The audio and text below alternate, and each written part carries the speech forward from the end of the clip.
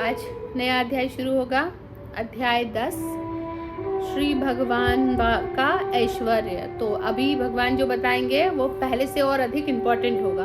हम समझ रहे हैं ना कि हम अभी सैंडविच के मिड वाले पार्ट में हैं, तो धीरे धीरे हमारी इम्पोर्टेंस अभी और गुह्यतम होती जाएगी। तो श्री भगवान का ऐश्वर्य। श्री भगवान उवाच भूय एव महाबाहो शृणु मे परमं वचः यत्ते अहं प्रियमाणाय वक्ष्यामि हितकाम्यया। आप पढ़ोगे? भव्या को दूं पढ़ने के लिए? वो तो पढ़ते ही रहते हैं, डोंट वरी। कर नहीं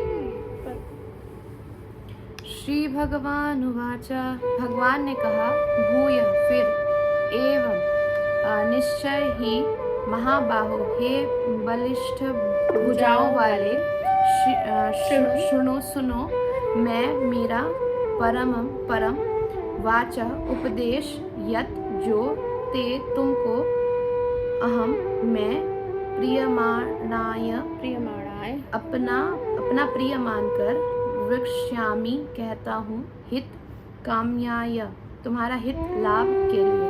धन्यवाद। हरे कृष्णा माता जी दंडवत प्रणाम। आवाज वॉइस की क्लैरिटी नहीं है माता जी बिल्कुल भी। अब क्लैरिटी हो जाएगी। नेटवर्क इशू लग रहा है कुछ माता जी। नहीं ठीक है। अब आ रही है ना आवाज? हाँ ठीक है माता जी, एकदम क्लियर आ रही है। हाँ,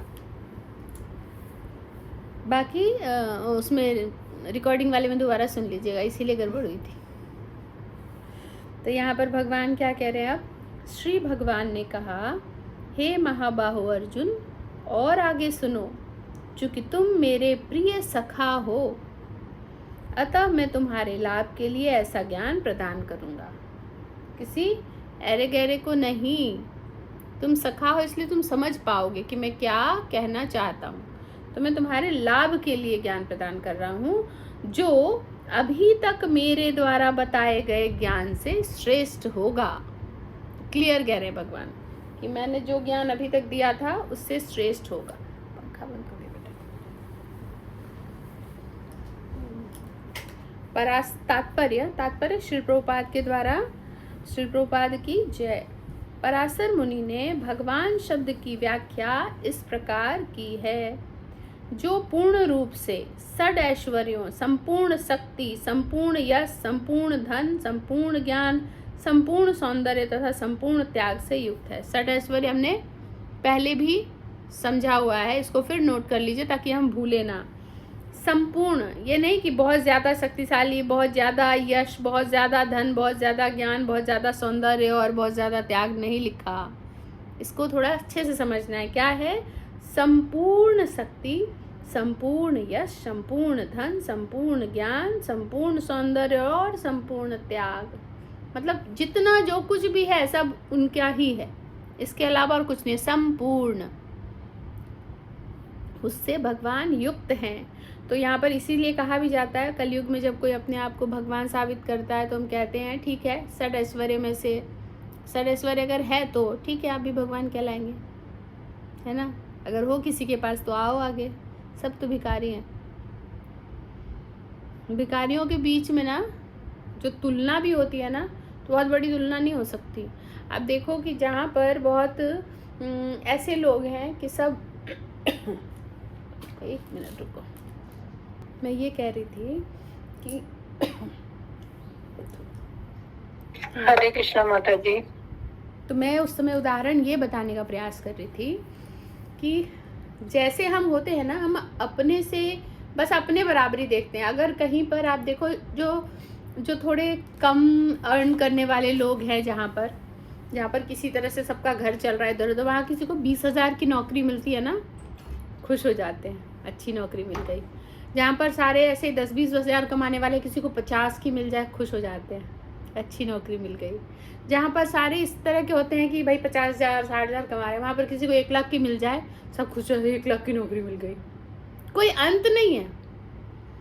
जहाँ करोड़पति सारे हैं, उसमें दूसरा कोई करोड़पति थोड़ा आगे जब तक हो उसको कोई फर्क नहीं, अरबपति वाले को ही पूछा जाएगा, है ना। तो वही हम यहाँ पर बताने का प्रयास कर रहे हैं कि अगर कोई कहता है कि संपूर्ण संपूर्ण धन, शक्ति, यश, ऐश्वर्य, ज्ञान, सौंदर्य, त्याग सब कुछ हो, तब जाके वो क्या होगा, वो भगवान कहला सकता है। थोड़े बहुत में हम उछलने लगते हैं, हम है ना 10,000 की नौकरी में उछल रहे हैं, यही कर रहे हैं ना। जब कृष्ण इस धरा ऑन है ना, हाँ, जब कृष्ण इस धरा धाम में थे तो उन्होंने 6 ऐश्वर्यों का प्रदर्शन किया था।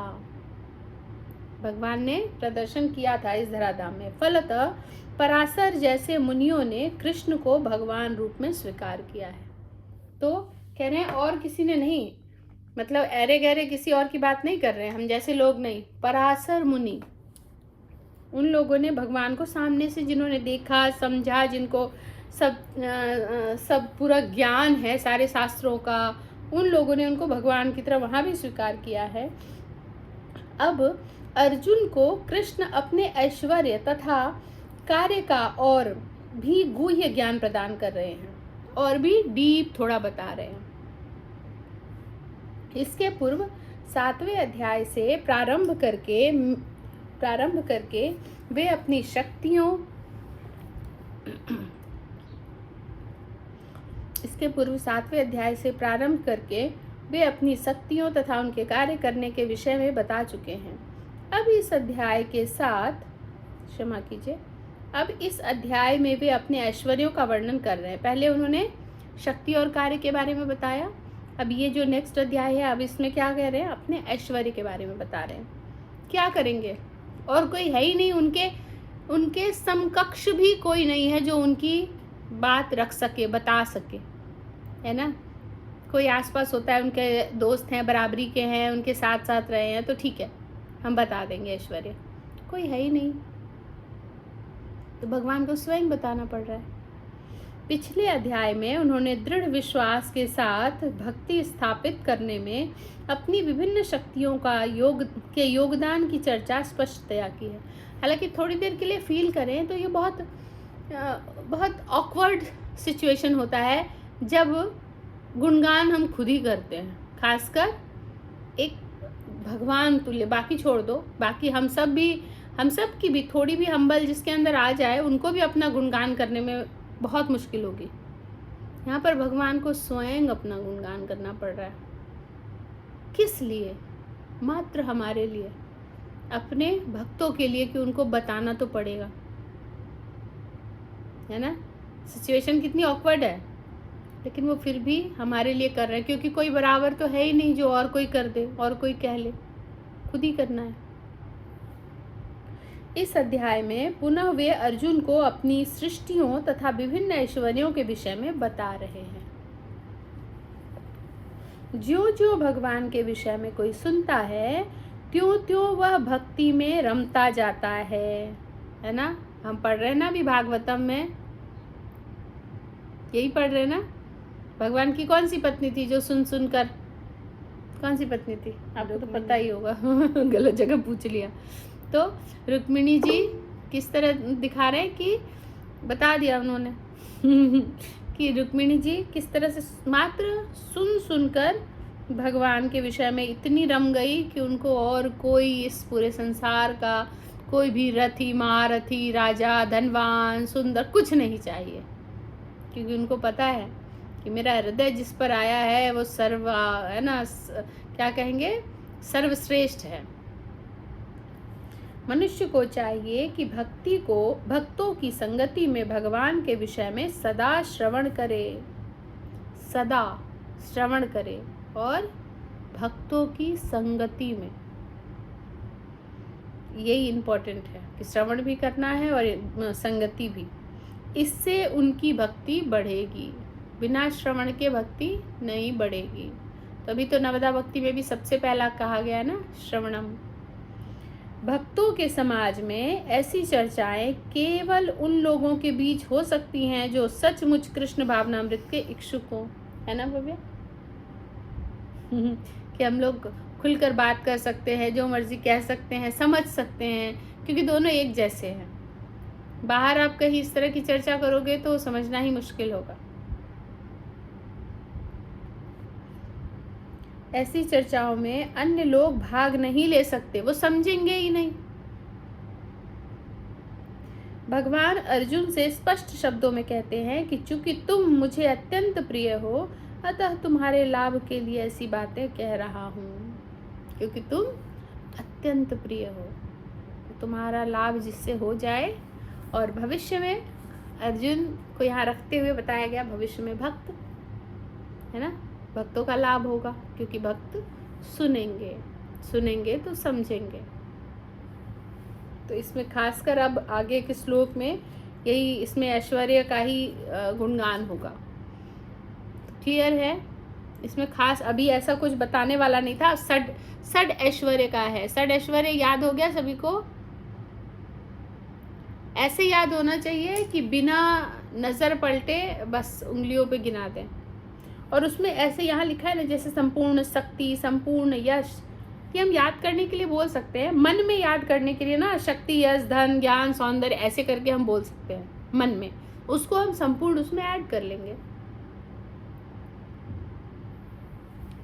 ठीक है? सड ऐश्वर्य भगवान के पास ही है और किसी के पास नहीं है। तो ये भी एक प्रमाण है कि स्वयं कृष्ण ही भगवान है।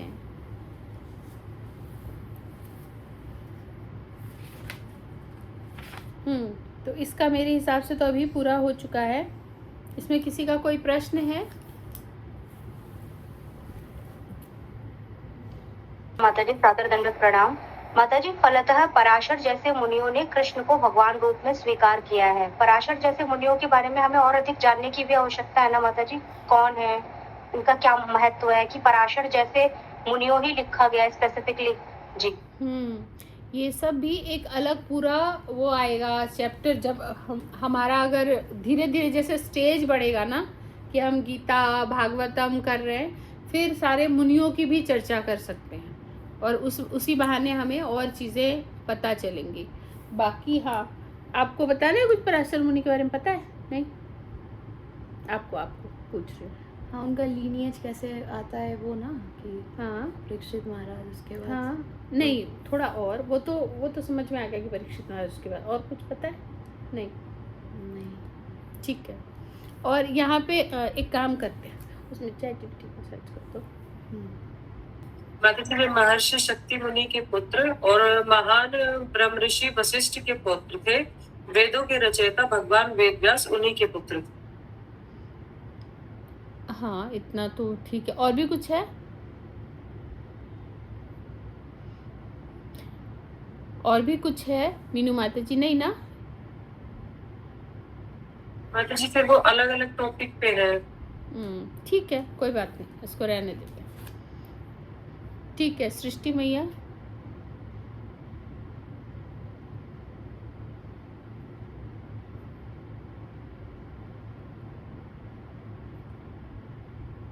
हरे कृष्ण माताजी। माताजी, मेरा कोई क्वेश्चन है, ऐसे पूरा चाहते करेंगे। पराशर मुनि के बारे में बताओ कि माताजी पूरा डिटेल में। यही है पराशर मुनि के बारे में, उनका क्या बताइए। lineage? लेकिन आपका ना नेटवर्क इशू है, तो वो क्लियर नहीं आएगा, रुक के आ रहा है।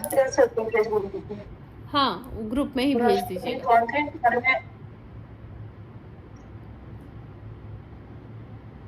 के दादा थे वशिष्ठ मुनि, शेर, मतलब थोड़ा सा टेक्निकल टाइप से बताया हुआ इसमें। श्री राम के कुलगुरु थे। जी बताइए। माताजी, ये जो षड ऐश्वर्य दिए भगवान के, संपूर्ण शक्ति, यश, संपूर्ण धन, ज्ञान, संपूर्ण सौंदर्य, संपूर्ण त्याग से युक्त है, वह भगवान है, ये तो सच है माताजी। लेकिन कई बार देखा जाता है, जो इंसान जीवन के किसी क्षेत्र में आगे बढ़ता है, जैसे अध्ययन करता है, तो उसके अंदर भी कुछ ये गुण दिखने लगते हैं।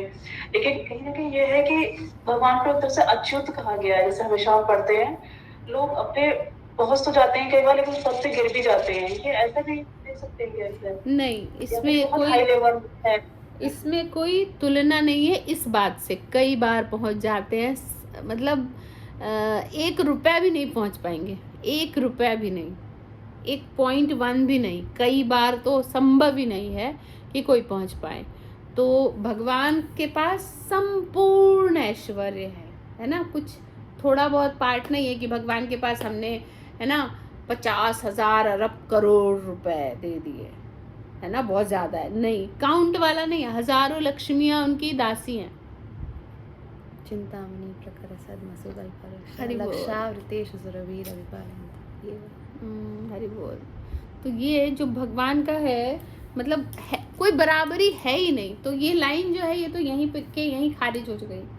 अब ये अलग आपका एक लाइन है कि कई बार हाँ लोगों को धन प्राप्त हो जाता है तो वो फिर अहंकार आ गया, ये जिसकी चर्चा मैंने शुरू में ही पहले लाइन में ही की थी कि जब हम थोड़ा सा हो जाता है ना, थोड़ा सा अगल बगल के लोगों से हम थोड़ा ज़्यादा कमाने लगते हैं, हमें लगता है हम बहुत कमा रहे हैं। अगल बगल में सबके पास ना किराए के घर में रहते हैं और एक का घर हो गया अपना, वो उतने में भी ऐसे टेढ़ा होके चलता है। अगल बगल सबके पास बाइक छोड़ दो, अगल बगल किसी के पास कुछ नहीं है, हम बाइक खरीद लें तो हमें लगता है हमने तो पता नहीं बड़ा तीर मार लिया, है ना। ये हाल है, कोई तुलना ही नहीं है भगवान की, कहीं से भी नहीं।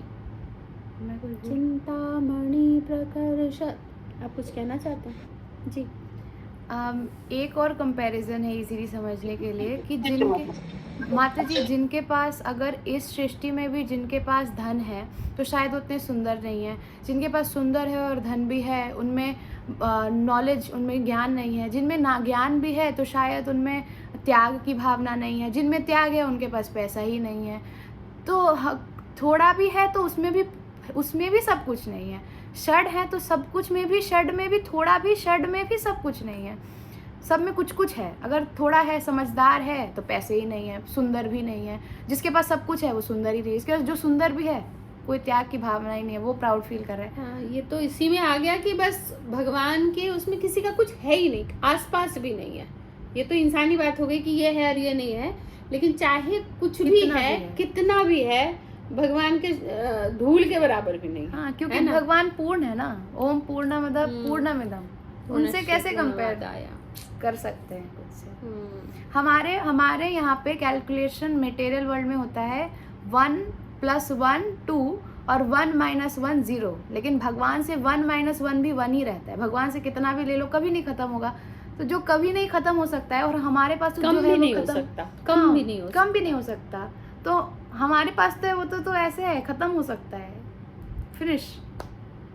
अशाश्वतम दुखालयम अशाश्वतम, फिनिश। हरे कृष्णा। ये आपका प्रश्न है लास्ट वाले पैराग्राफ में, भक्तों के समाज में ऐसी चर्चाएं केवल उन लोगों के बीच हो सकती है, ये वाला जी माता जी। जी प्रश्न क्या है? मैं ये पूछ रही हूँ, भक्तों के समाज में ऐसी चर्चाएं केवल इन लोगों के विषय में होनी चाहिए, उन लोगों के बीच हो सकती है जो सचमुच कृष्ण भगवत के इच्छुक होना। कह रहे हैं कि भक्तों के समाज में तो सभी इच्छुक होते हैं ना कृष्ण भगवत के, तो ऐसा क्यों लिखा है? वही यहाँ बताया जा रहा है कि कहाँ चर्चा करनी चाहिए, कि भक्तों के समाज में ऐसा नहीं है कि उसमें से अलग नहीं है, लाइन एक ही है। ऊपर लाइन से पढ़ेंगे तो समझ पे आएगा। मनुष्य को चाहिए कि भक्तों की संगति में भगवान के विषय में सदा श्रवण करे, इससे उसकी भक्ति बढ़ेगी। और कहाँ श्रवण करे?